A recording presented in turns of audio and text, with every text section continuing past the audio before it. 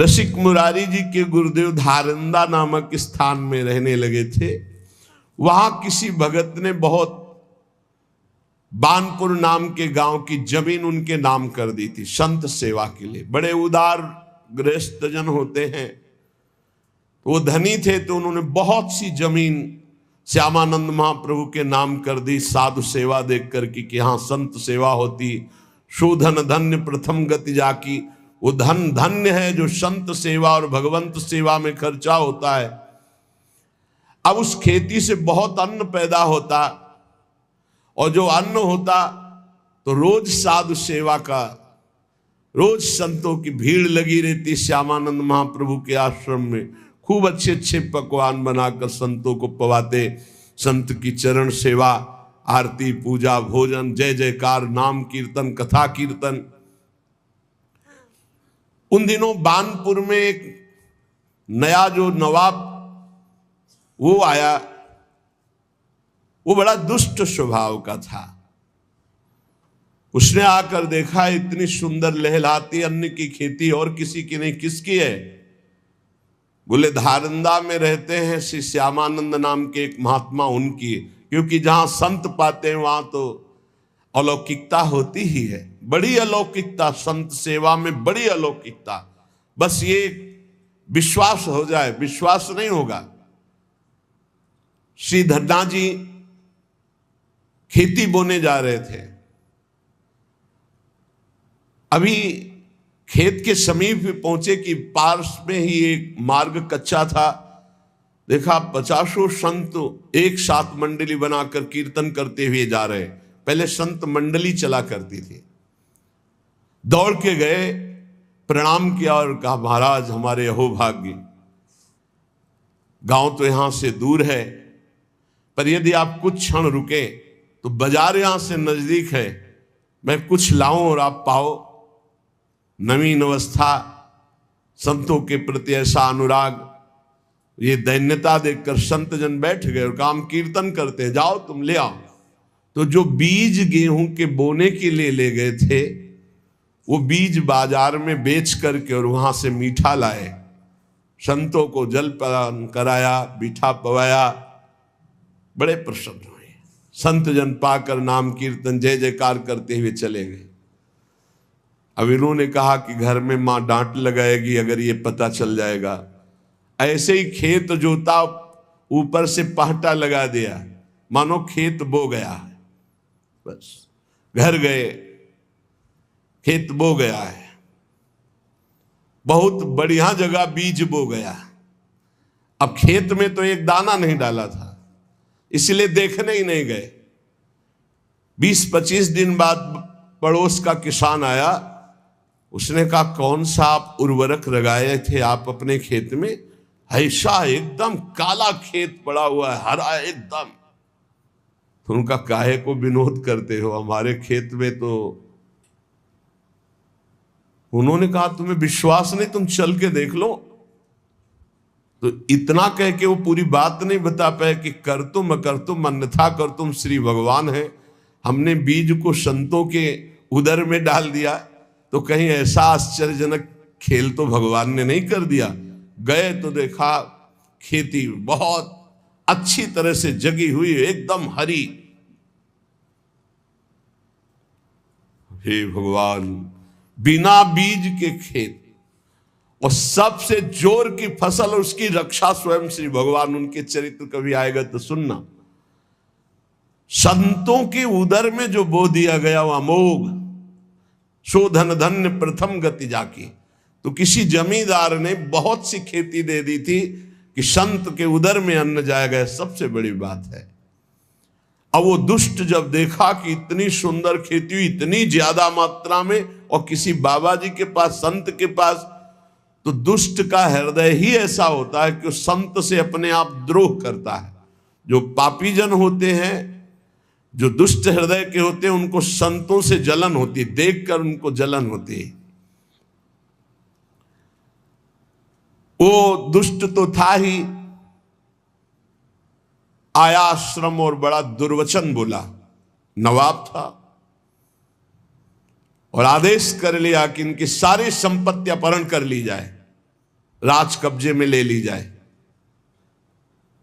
आदेश की जरूरत थी, खेती कब्जे में कर ली गई, आश्रम में जो कीमती सामान था वो सब कब्जे में कर लिया गया, संतों को अपमानित किया।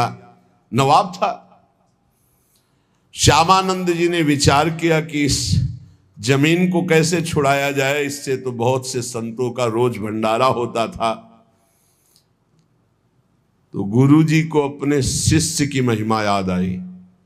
ये बहुत बड़ी बात है, शिष्य को गुरु जी याद आवे।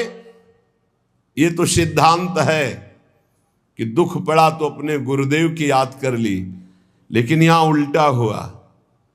दुख का समय आया तो शिष्य की याद आई, रसिक मुरारी की, और एक तत्काल पत्र लिखा कि यहां के वर्तमान के नवाब ने जबरदस्ती सब सामग्री छीन ली संत सेवा की और जमीन जब्त कर ली है। तुम जैसी परिस्थिति में हो वैसे चले आओ। रसिक मुरारी के पास जो शिष्य गए, उन्होंने कहा, एक गुरुदेव ने पत्र, तो प्रसाद पा रहे थे। क्या पत्र में लिखा है? गुरुदेव ने कहा है कि बादशाह ने जमीन जब्त कर ली, तुम जैसे हो वैसे चले आओ।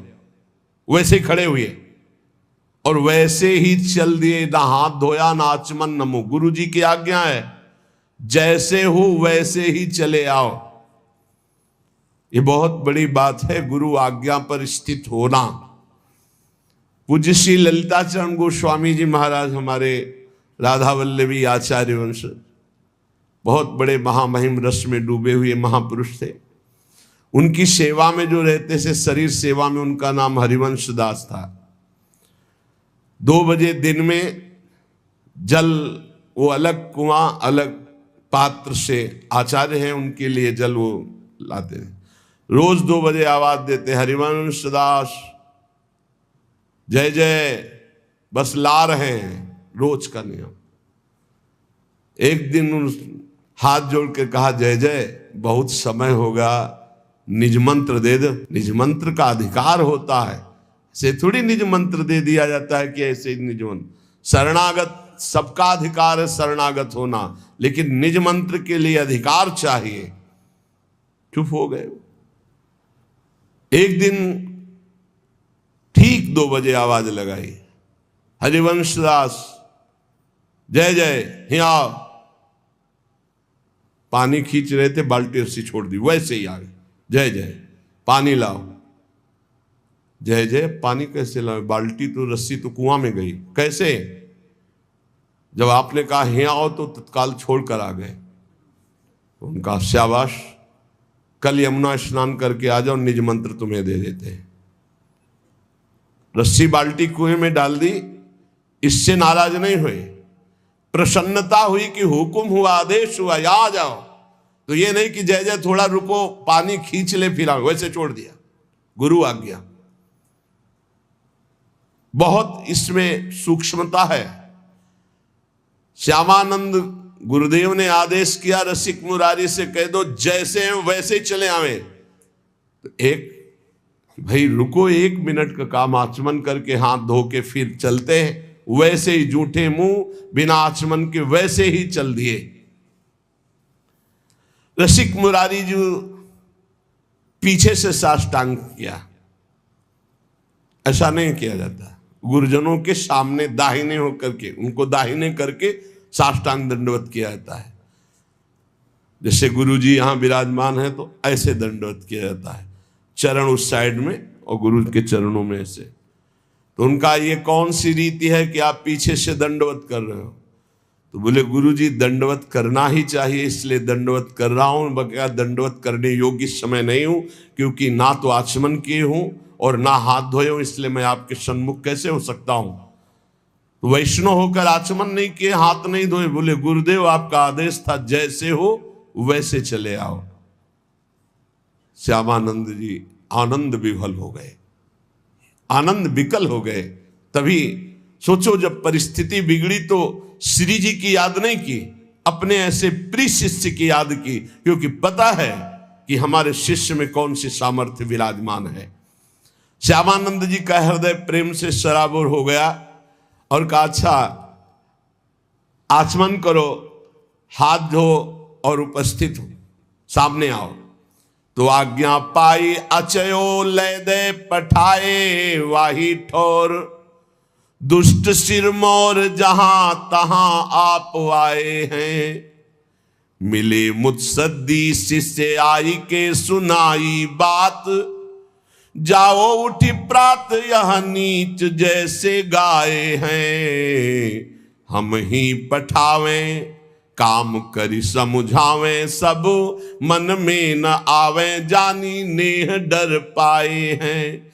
चिंता जिन करो हिये धरो निश्चिंतताई, भूप सुधी आई दिना तीन कहाँ छाए हैं। श्यामानंद गुरुदेव की आज्ञा पा करके रसिक मुरारी जी ने आचमन किया। श्यामानंद जी ने बैठाल के कहा, बेटा सब यहाँ की संपत्ति अपहरण कर लेगा और जमीन को अपने कब्जे कर लिया है। अगर ये नहीं छुटाई जाती तो हमें उसका कोई दुख नहीं, लेकिन संत सेवा बंद हो जाएगी। जो हमें संतों का उच्छिष्ट मिलता है, चरणामृत मिलता है, संतों का दर्शन मिलता है, सेवा के बहाने से सब संत जन आकर के दर्शन देते हैं, ये सौभाग्य हमारा लुट जाएगा। इसलिए तुम्हारी याद की, तुम्हें बुलाया है, तुम्हें उस दुष्ट के पास जाना है और उसे जाकर के भक्ति का उपदेश करना है और सब जितना अपहरण किया सब वापस लाना है। गुरुदेव कह रहे शिष्य से, ये अहो भाग्य, शिष्य का स्मरण गुरुदेव और सेवा का भार शिष्य को दे दे गुरुदेव, ये अहो भाग्य, अहो भाग्य। लेकिन ये किसी भाग्यशाली समर्पित शिष्य में ऐसा सौभाग्य उदय होता है।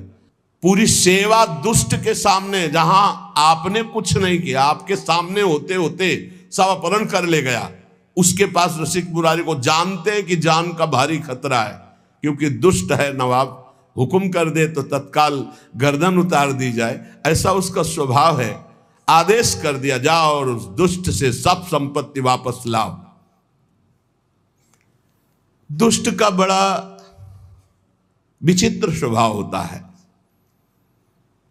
सुनहु असंतन केर स्वभावु, भूले हूं संगति करिय नकाऊ। दुष्ट का स्वभाव सुनो, असंतों का स्वभाव सुनो। ये लक्षण बताए जाते हैं, जिनमें लक्षण हो दुष्ट है उसका कभी संग नहीं करना चाहिए। तिनकर संग सदा दुखदाई, जिम कपिलहि घालई हरियाई। जंगली गाय सीधी गाय को जैसे मार डालती है, ऐसे दुष्ट पुरुषों का संग जो साधु स्वभाव के जन होते हैं उनकी हानि कर देता है। ऐसे दुष्ट पुरुषों का कभी संग न करे। खलन हृदय अति ताप विसेखी, जरहि सदा पर संपत्ति देखी।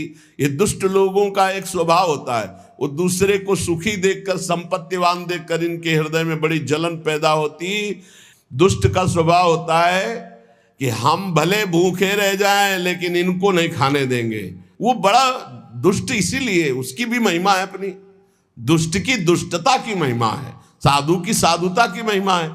तो जरहि सदा पर संपत्ति देखी, जहां कौ निंदा सुनई पराई, हर सई मनो परी निधि पाई। ये दुष्ट लोगों को अगर दूसरे की निंदा, तो बहुत ऐसे, जैसे महाराज प्रथु ने कहा भगवान की चर्चा सुनने के लिए 10,000 कान हो, तो ये दुष्ट लोग मानो 10,000 कान हो तो निंदा ऐसे बड़े प्यार से सुन रहे। अच्छा, ऐसा लगता है जैसे उनका राज तिलक होने जा रहा है। दूसरे की निंदा सुनने के लिए इतने उत्साहित रहते दुष्ट लोग। काम क्रोध मद लोभ परायण, ये कामी, ये क्रोधी, ये अहंकारी, ये लोभ परायण होते हैं दुष्ट लोग। निर्दय कपटी कुटिल मनायन, इनके हृदय में दया नहीं होती है, बड़े कुटिल स्वभाव के, बड़े कपटी होते हैं। और मलायन, ये पाप का घर होते हैं। बयरु अकारण सबका हुसो, कोई किसी से उनसे मतलब न रखे तो भी वो उससे झगड़ा करेंगे, अपनी तरफ से बैर करेंगे। ये लक्षण है दुष्टों के। और जो कर हित अनहित ताहू सो, जो उनका हित करे उसका भी वो अनहित कर देंगे, उसका भी वो बिगाड़ देंगे पक्का। ऐसे दुष्टों से दूर रहे। झूठे ही लेना झूठे ही देना, झूठे ही भोजन झूठ चबेना। ये झूठ बोलते हैं, इनका लेना देना भोजन खाना पीना सब झूठ से ही चलता है। बोले मधुर वचन जिमि मोरा, खाई महा आई हृदय कठोरा। ये बोलते ऐसे मीठी बात है कि फंस जाए अच्छे अच्छे। बहुत मृदु भाषण, कैसे जैसे मोर बहुत मीठा बोलता है लेकिन आहार सांप का करता है। बोले ऐसे इनका वचन तो बड़ा मीठा होता है फंसाने वाला, पर हृदय बहुत विषैला और कठोर होता है। परद्रोही पर दाररत, पर धन पर अपवाद, ते नर पावर पाप में देह धरे मनुजात। इनका स्वभाव होता है द्रोह करना है। परद्रोही, ये दूसरों से द्रोह करेंगे। परदाररत, दूसरे की स्त्रियों का एक काम भाव से सेवन करने की चेष्टा करेंगे। दूसरे का धन अपहरण करना, दूसरे के प्रति निंदा करना, ये मनुष्य शरीर में पापमय देह धरे हुए साक्षात ये असुर हैं, राक्षस हैं। लोभई ओढ़न लोभई दासन, शिष्णो दर पर जमपुर त्रासन। ये यमराज से भी नहीं डरते, इनका स्वभाव है लोभ ही ओढ़ना, लोभ ही बिछाना, शिष्ण और उदर, रसेंद्री को तृप्त करना, जनेंद्री से भोग करना, पाप करना और पाप से न डरना। ऐसे दुष्ट होते हैं। काहू की जो सुने बड़ाई, श्वास ले जन जूड़ी आई। अगर किसी की बड़ाई से तो अघा के ऐसे सांस लेते हैं मानो जैसे बुखार में आदमी नहीं, जूड़ी में। ऐसे इनको बुरा लगता है कि इसका अच्छा क्यों हो रहा है, इसकी यशकीर्ति क्यों हो रही, कैसे यशकीर्ति नष्ट हो, कैसे इसका सुख नष्ट हो। और जब काहू की देखें विपत्ति, तो सुखी भय मानो जग नृपति। जब कोई संकट में पड़ा हो, बड़ा दुख भोग रहा हो, तो ये ऐसे सुखी होते मानो इनको राजपद मिल गया हो। स्वार्थरत परिवार विरोधी, लंपट काम लोभ अति क्रोधी। ये इतने स्वार्थी हैं कि अपने माता पिता को भी पीट सकते हैं, अपने परिवार का भी विरोध कर सकते हैं। ये लंपट कामी लोभी महान क्रोधी दुष्ट जन होते हैं। मातु पिता गुरु विप्र न मानहि, आप गए अरुघा लहि आनहि। ना माता पिता की सेवा, ना गुरु की आज्ञा, ना ब्रह्म ऋषियों का सम्मान। ये ऐसे नीच होते कि इनका अगर संग कर ले तो वो भी नष्ट हो जाए। करहि मोह बस द्रोह परावा, संत संग हरि कथा न भावा। ये अज्ञान के कारण सदैव दूसरों को कष्ट देते रहते हैं, द्रोह करते रहते हैं। इन्हें संत संग अच्छा नहीं लगता, भगवान की कथाएं कभी बैठकर नहीं सुनेंगे। अवगुण सिंधु मंदमति कामी, वेद विदूषक पर धन स्वामी। ये अवगुण के समुद्र हैं, कहां तक वर्णन करें। जैसे समुद्र था ऐसे ये दुष्ट लोगों के अवगुण अथाह हैं। और ये मंद बुद्धि कामी वेदों की निंदा करते हैं, शास्त्रों की निंदा करते हैं, संतों की निंदा करते हैं। दूसरे का धन कैसे अपहरण हो, हर समय इनके यही दिमाग में चलता रहता है। विप्रद्रोह परद्रोह विशेखा, दंभ कपट जिय धरे सुबेसा। बड़ा शांत स्वच्छ एकदम वेश धारण किए होंगे, हृदय बड़ा इनका मलिन होगा। ये संतों का ब्रह्म ऋषियों का अपमान करना, दंभ कपट हृदय में धर कर दूसरों को लूट लेना, ऐसा मुंह बना करे कि मानो इनसे भोला कोई है नहीं। बोले ये ऐसे बोलते हैं मधुर, ऐसा व्यवहार कि ऐसा लगेगा कि इन पक्के दगाबाज। बोले अवगुण सिंधु मंदमति कामी, वेद विदूषक पर धन स्वामी। दूसरे के धन का पर विप्रदोह परदोह विशेखा, दंभ कपट जी धरे सुवेशा। ऐसे अधम मनुज खल, सतयुग त्रेता नाही, द्वापर कछुक ब्रंद होई हैं कल युग माही। बोले ऐसे सतयुग और त्रेता में नहीं थे, द्वापर में ऐसे छुटपुट, कलयुग में प्रायः ऐसे ही मिलेंगे। कोई छुटपुट हो धर्म से चलने वाला तो बात अलग है, नहीं प्रायः ऐसे मिलेंगे। भ्रमण कर रहे थे तो एक जगह की बात है, एक व्यापारी चला तो उसके पीछे कुछ लग गए, इसके ऐसी सीआईडी उनको मिली होगी धन के लिए। शाम हो रही थी, वो बहुत विवेकी था। वो एक थाने पे गया, बताया मेरे पास इतना धन है, आदमी हमारे पीछे लगे हैं, रात्रि निकल जाने पर आप हमें सुरक्षित वहां तक पहुंचा दीजिएगा। जो इतना धन की बात सुनकर, उस समय ये 40 वर्ष पहले की बात, ये घटना है, ये कोई कथा हम नहीं सुना रहे, जब भ्रमण कर रहे थे तब की बात है। भ्रमण में बड़े बड़े दृश्य, बड़े बड़े अनुभव सब होते रहते हैं। उन्होंने कहा कि आप लेकर के सो नहीं सकते, आप बाहर सोइए। ऑफिस के बाहर खपरेला पड़ा था और अर्थ रख लिया और कहा सुबह हम आपको गाड़ी से सुरक्षित पहुंचा देंगे। तो उसने कहा हम कुछ भेंट दे देंगे आपको भी। कहा भेंट की आवश्यकता नहीं। वो सो गया, उसके लिए बिस्तर लगाया था। जहां 10 बजे रात्रि के तो बड़ा भारी पीपल का वृक्ष था, उसमें जाके चढ़ के, बहुत प्रवीण था वो। और मदिरा का पान किए उसका लड़का आया तो सोचा कौन खुलवावे ऑफिस। बाहर देखा तो बोले पता नहीं आज पापा ने बाहर क्यों सैया लगाई, बस लेट गया और ऊपर चद्दर ढक करके सो गया। और रात्रि में जो विधान होना था वो विधान हुआ, गायब, पूरा सिस्टम गायब, हत्या करके उसको गायब बिल्कुल। क्योंकि कोई उस समय सीसी कैमरा या मोबाइल भी नहीं चलते थे, न मोबाइल चलते थे न सीसी कैमरा। अब तो रोज का रोज आधुनिकता बढ़ती जा रही। सुबह हुआ, पेड़ से उतरा और जो वहां के थे ऑफिस, उनको साथ लिया कि आप हमारे साथ रहिए। और गए, बोला सर पैसे, होश उड़ गए। तू कहां था? बोले सर पीपल के ऊपर था। बोले वो आपका कोई आदमी होगा, वो आके सो गया था और पूरा दृश्य हमने देखा है। उनके हक से हुआ कि वो तो मेरा ही लड़का था। सर पैसे, अपना पुत्र खोया, अपना पद खोया, जीवन भर के लिए कारावास हुआ, केवल पर धन स्वामी, दूसरे के धन का अपहरण करने की वृत्ति। बोले ऐसे सतयुग त्रेता में नहीं होते थे, द्वापर में कबूतर शरण आ गया तो उसके लिए अपने पूरे शरीर का मांस दे दिया। और यहां शरण में आए हुए कि हत्या करके धन अपहरण की बात। बोले कलयुग में ऐसे बहुत होंगे, बहुत सावधानी की। तो ऐसा ही था वो नवाब दुष्ट स्वभाव का। अब उसके यहां भेजा रसिक मुरारी जी को कि आप जाओ दुष्ट के पास।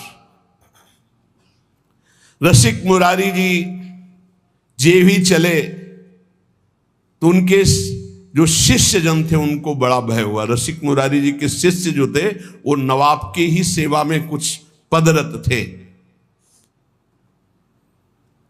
मुनीम जिसे कहते हैं, मुंशी मुनीम आदि पदों पे। उन्होंने देखा कि गुरुजी जा रहे हैं तो भारी अपमान कर देगा गुरुजी का, हो सकता है जान पर भी बात आ जाए, मरवा डाले।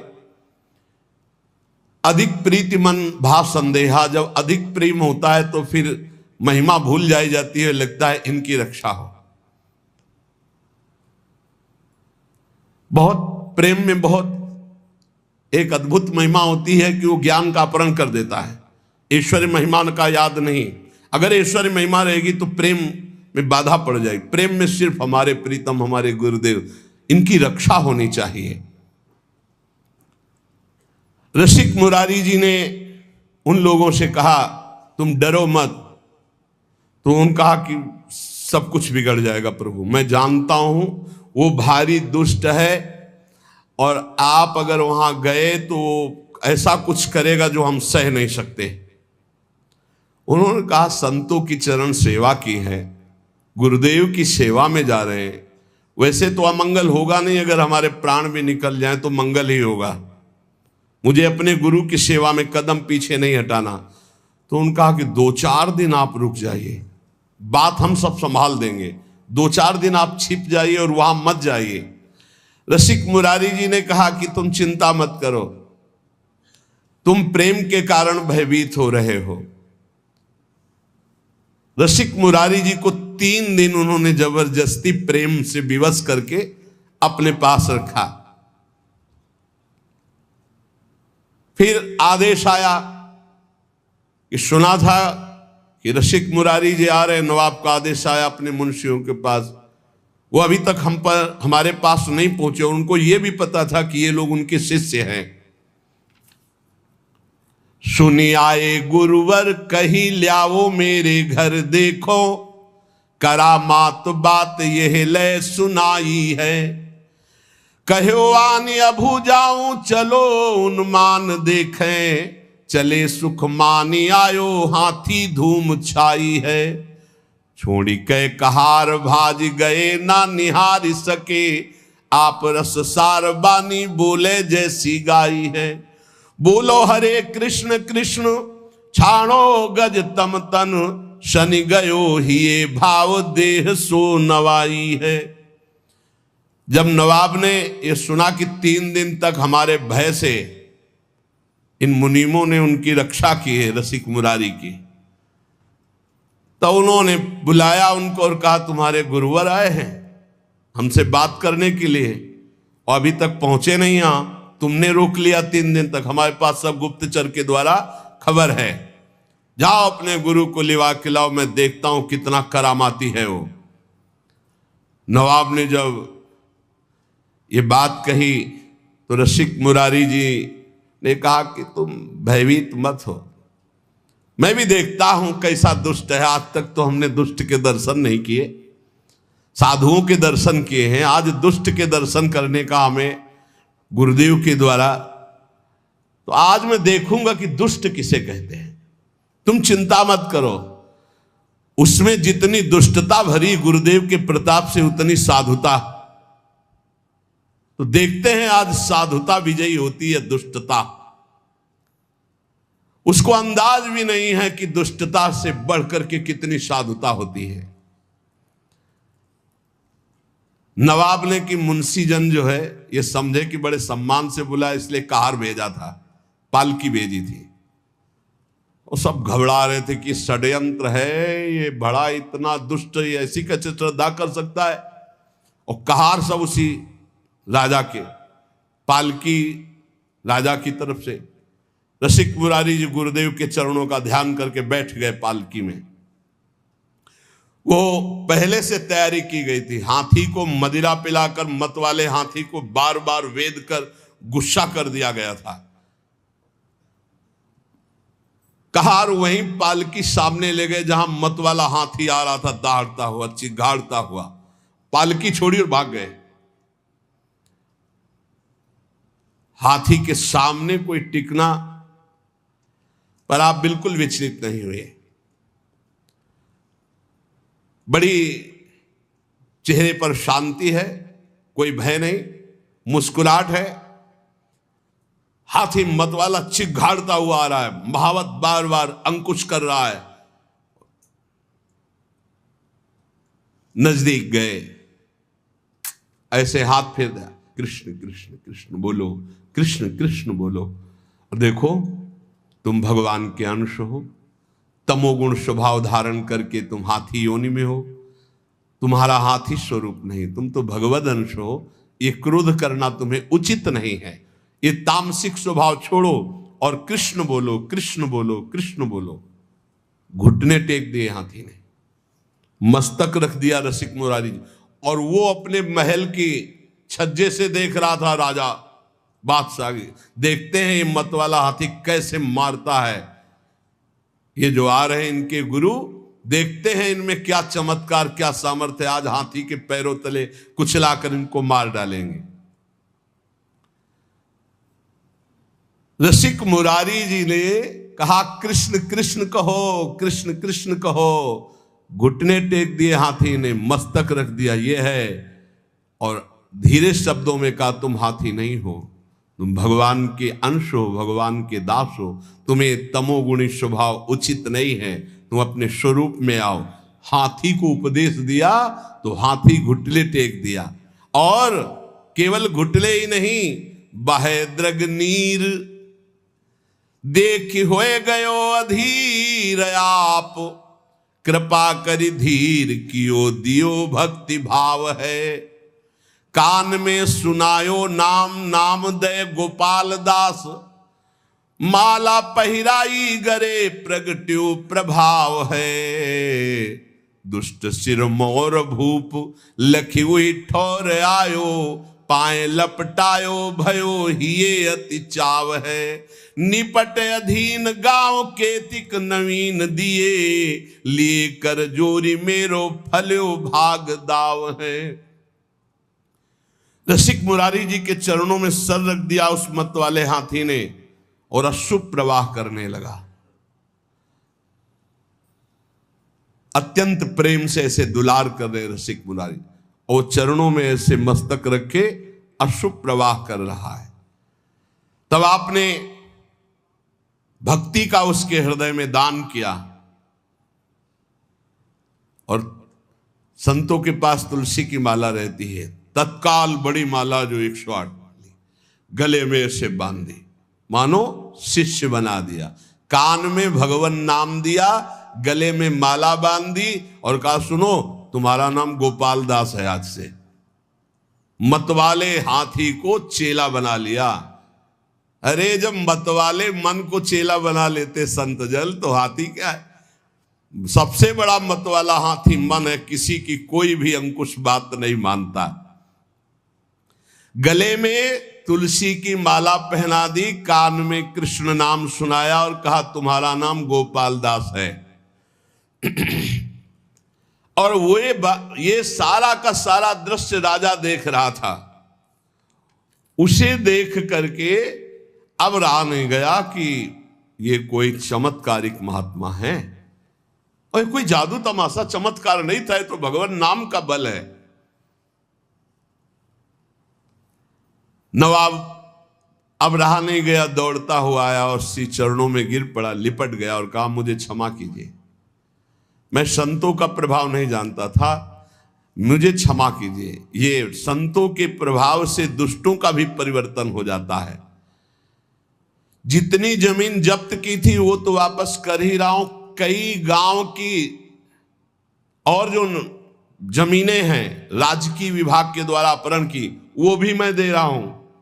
वो जमीन दी और कई गांव की और जमीन दी, और हाथ जोड़कर बोला कि मेरे बड़े भाग्य उदय हुए, मेरा पुण्य का पाशा पड़ गया, क्योंकि आप जैसे महान संत के दर्शन हुए। गयो चरणों में लिपट करके रो करके भाव से युक्त। ये देखो परिवर्तन है। संत दरस जिम पातक टरे, सिद्ध संत भगवत मार्ग के शुद्ध भक्ति से युक्त हृदय वाले तो दर्शन मात्र से दुष्ट नवाब की बुद्धि बदल गई। यही संत का चमत्कार होता। लौंग इलायची निकाल देना, नारियल का फल निकाल देना, ये तो जादूगर बहुत अच्छी तरह से कर देते हैं।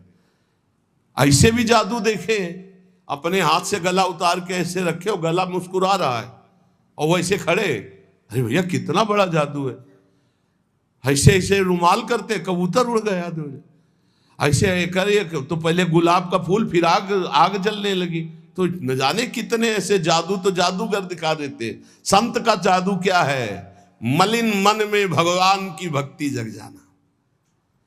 मलिन आचरण करने वाले का परिवर्तन होकर श्री भगवान के नाम रूप लीला धाम में आ, ये संत का चमत्कार जो कहीं नहीं हो सकता, कोई नहीं कर सकता। ये सबसे बड़ा चमत्कार संतों का होता है कि वो मलिन मन को निर्मल बनाकर भगवान में लगा देते। संत दरस जिमि पातक टरहि, संत संग हुआ तो संत संग अपवर्ग कर, कामी भव कर पंथ।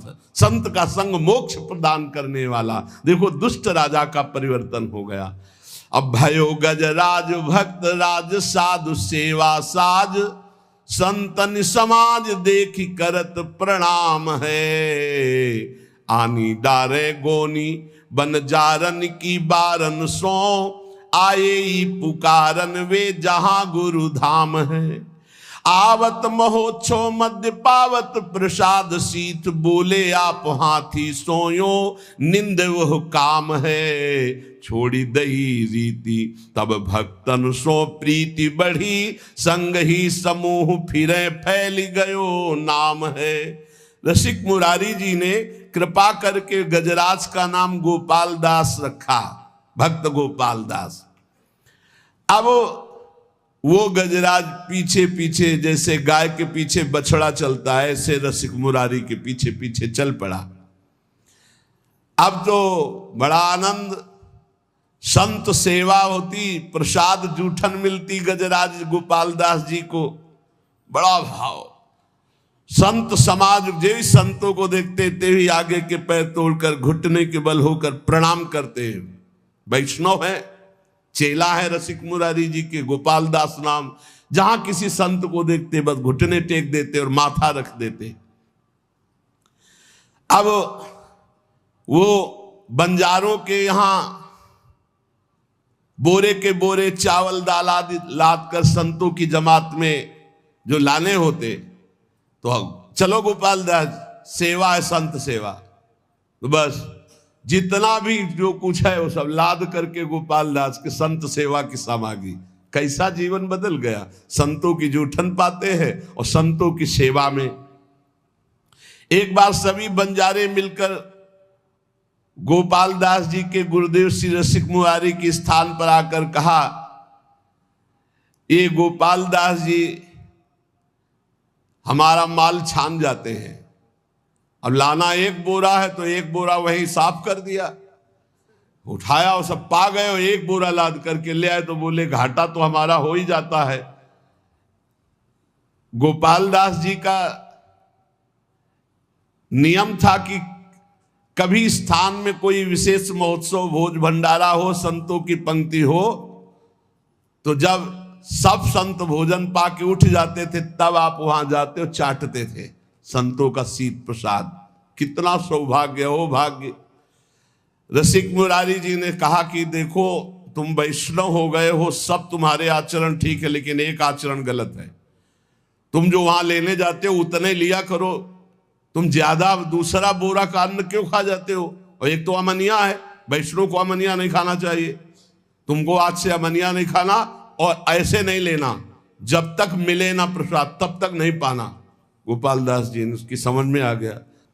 श्री रसिक मुरारी जी ने कहा, बेटा जबरदस्ती कुछ भी खाना है पाप है। वैष्णव का ऐसा नहीं संस्कार होता है कि किसी के खेत में गए हो, किसी की दुकान से सामान, ऐसा नहीं। गोपाल दास जी ने घुटने टेक करके ऐसे गलती मानी कि मानो क्षमा कीजिए गुरुदेव, आगे से कभी ऐसी गलती नहीं होगी। अब तो संत सेवा में और भगवत उच्छिष्टामृत में बड़ी रति हो गई गोपाल दास जी की। जो हाथी गजराज थे, सब संत इनको खूब दुलार करते। चलो गोपाल दास आज वहां चलते, सूंड में चढ़ाया, पीठ में बैठा लिया, संत सेवा घुमा घुमा के। और संत भी बड़े मौजे, 5-5, 10-10 संत बैठ जाते, गोपाल दास जी घुमा रहे। कितना सौभाग्य प्राप्त हो रहा है। गोपाल दास जी का संत सेवा का बड़ा चाव, जैसा संत आदेश करते वैसा ही करते। ये कोई बड़े भाग्यशाली जीव होंगे जो ऐसा सौभाग्य प्राप्त हुआ। नहीं, संत सेवा में अनुराग होना बड़ा कठिन है। कोई संत कहते, भाई गुरु भाई गोपाल दास आज फूल गोभी पाने का मन है। गए बाजार में गए, फूल गोभी की तरफ सूंड करते ऐसे, और जब उसकी तरफ देखते तो चाहे श्रद्धा हो चाहे ना हो, बड़ा तिलक लगा रहता था, कंठी बंधी हुई, और जो एक फूल गोभी देता फौरन अपने पास रख लेते, खाते नहीं। जो संत कहते वो मांग के लाते भिक्षा की तरह, दुकान में खड़े हो गए, अमुक सामान की तरफ सूंड करते, तो उसकी हिम्मतें डोल जाती अपने आप, तो उनको जो देते वो ला के संतों को पवाते। यदि कोई जरा सा आनाकानी करता तो जो ही हुंकार मार के सूंड ऐसे करते तो हाथ जोड़ के खड़ा हो जाता, सामान ला के संतों को पवा। हाँ, संतों के मुख में जाना है। जैसे हरिपाल जी का चरित्र आता था, भाला लेके खड़े होते थे, जिसको धनी को देखते भाला ऐसे केवल दिखाते थे और सब लेकर के उस संत सेवा में लगाते थे, संतों को पवाते। आप पिस्तौल दिखाकर मत संत सेवा कर लो। उनकी निष्ठा, उनका उस समय भाव बहुत जोर का था। सूंड फुनकार करके फटकार दे देते, डर जाता। कभी गोपाल दास जी से जैसे संत कहते कि हमारा चला फट गया है, लंगोटी कमजोर हो गई, जाते कपड़े की दुकान में सूंड रखते मार्किन में। वो बेचारा कितना दें अब हम, कितना आपको दे, सूंड से ऐसे कह के पूरा बंडल उठाते पीठ में रख करके चले। रसिक मुरारी जी हिसाब पहुंचाते थे और गोपाल दास जी माल लाते थे। हर संत की सेवा।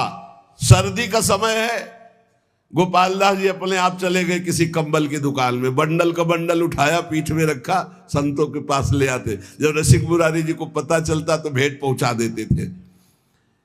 ऐसे कोई संत जो कहता हो, खूब प्रसन्नता से गोपाल दास जी कहते, तो संत भी खूब प्रसाद परोसवाते और थोड़ा पाके सब गोपाल दास जी को पवाते। ऐसे दुलार होने लगा। देखो कितना सौभाग्य संतों का उच्छिष्ट मिलता।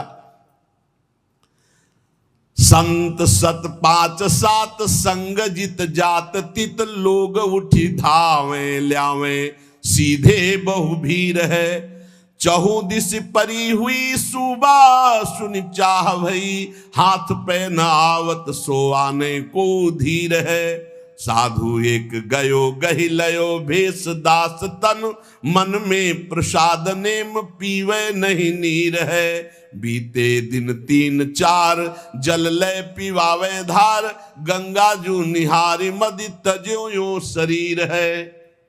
गोपाल दास जी के साथ बहुत से संतों की जमात थी, जिधर जाते उधर लोग दौड़ उठते।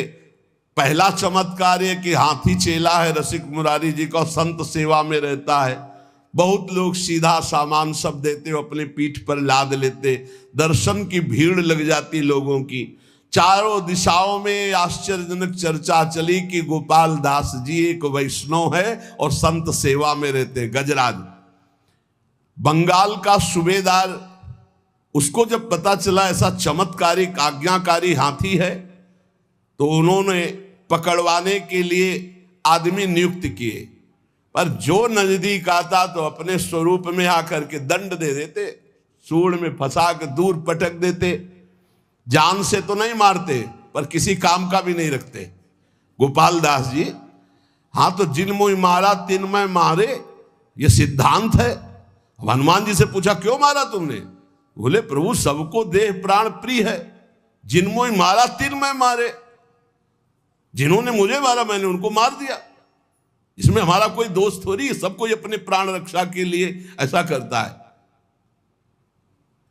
वो कौन डिफेंस क्या कहते हैं? हाँ, उसमें कोई दोष थोड़ी है। फिर अंग्रेजी वाला शब्द सेल्फ डिफेंस। हाँ, तो सेल्फ डिफेंस में गोपाल दास जी जितने आते उनको। अब जो सैनिक आए थे वो वापस चले गए लद लुद के। बोले महाराज वो हाथी पकड़ में आने वाला नहीं है, भागवतिक शक्ति से संपन्न। बहुत स्वर्ण मुद्रा पुरस्कार में रखी गई कि ऐसा हाथी बंदी बनाकर हमारे पास लाया जाए। तब उनमें से एक के दिमाग में आया कि साधुओं को नहीं मारता है, आसपास टहलते रहते। तो एक दुष्ट साधु वेश में, साधु वेश में, वो केवल साधु वेश बनाया गोपाल दास जी को पकड़ने के लिए। दुष्ट था, छलिया कपटी पाखंडी। वो वेश साधु का बनाकर गोपाल दास जी के सामने आया। गोपाल दास जी ने घुटने टेक दिए। ये वेशधारी के सामने ये देखो कितना बड़ा प्रभाव। अब उसने गोपाल दास जी जब घुटने टेक दिए, तत्काल उसने बंदी बनवा लिया। आदमी उनके थे और गोपाल दास जी को ले गया। वहां जब ले गया तो जल और भोजन आदि अर्पित किया। एकदम नहीं खाया, क्योंकि संतों का जूठन, भगवान का प्रसाद पाने का गुरुजी ने नियम दिया है। कई दिन हो गए, न अन्न लिया न जल लिया, क्योंकि प्रसादी नहीं है वहां। सूबेदार के कहने पर बिल्कुल ना अन्न न जल, कुछ भी जब नहीं खाया तो सलाह ली कि क्या तो उनका शायद ये भगत है, इसको गंगा जी में ले जाया जाए तो शायद गंगा जल पान कर ले, नहीं तो ऐसे तो प्राण निकल जाएंगे, काफी दिन हो गए कुछ खाया पिया नहीं। तो जे भी गंगा जी ले गए तो गंगा की जलधारा में खड़े हुए गुरुदेव का ध्यान किया, अपने शरीर को छोड़ दिया। ये गंगा जी में जाकर देखो क्या सदगति हुई। एक कहा तमोगुणी हाथी शरीर, और कहा इतनी बड़ी निष्ठा कि गुरुदेव ने कहा कि बिना भोग लगाए अमनिया नहीं पाते, तुम बंजारे के यहां से अमनिया नहीं, ऐसे नहीं पाया। उस दिन से छोड़ दिया था, जल और प्रसाद ही पाते जो भगवद अर्पित, अन्यथा नहीं। अब वहां कहां भगवद अर्पित वैष्णव का मिले, इसलिए जब उनको विचार करवाया गया कि वैष्णव शायद ऐसे ना पिए तो गंगा जल तो पी लेगा, भगवान का चरणामृत है गंगा जल, तो गंगा जी में ले गए। तो वहीं खड़े होकर गुरु जी का ध्यान किया और जोर से पुकारा कृष्ण, और अपने शरीर का त्याग कर दिया। अर्थात भगवत प्राप्त महात्मा की जो सदगति, वही सदगति गोपाल दास जी की हुई। रसिक मुरारी जी के बहुत से ऐसे पावन चरित्र हैं जिन्होंने भक्ति के प्रभाव से अद्भुत दुष्टों की बुद्धि बदली, अद्भुत अद्भुत चमत्कार प्रकट किए। यद्यपि ये चमत्कार स्वतः प्रकट होते हैं, भक्त इनको प्रकट नहीं करता, उसका कोई संकल्प नहीं बनता चमत्कार करने का, पर सूक्ष्म दृष्टि से देखा जाए तो भगवान अपने भक्तों की महिमा प्रकाशित करने के लिए ऐसी लीलाएं करते रहते हैं। तो उपासक को चाहिए गुरु चरण आसक्त होकर गुरु प्रदत्त मंत्र नाम और सेवा में चित्त वृत्ति लगा के इसी जन्म में भगवत प्राप्ति कर ले, यही जीवन का परम लाभ है। यदि भगवत प्राप्ति नहीं तो जीवन बहुत व्यर्थ चला जाएगा। शेष चर्चा आगे। श्री राधा वल्लभ लाल की।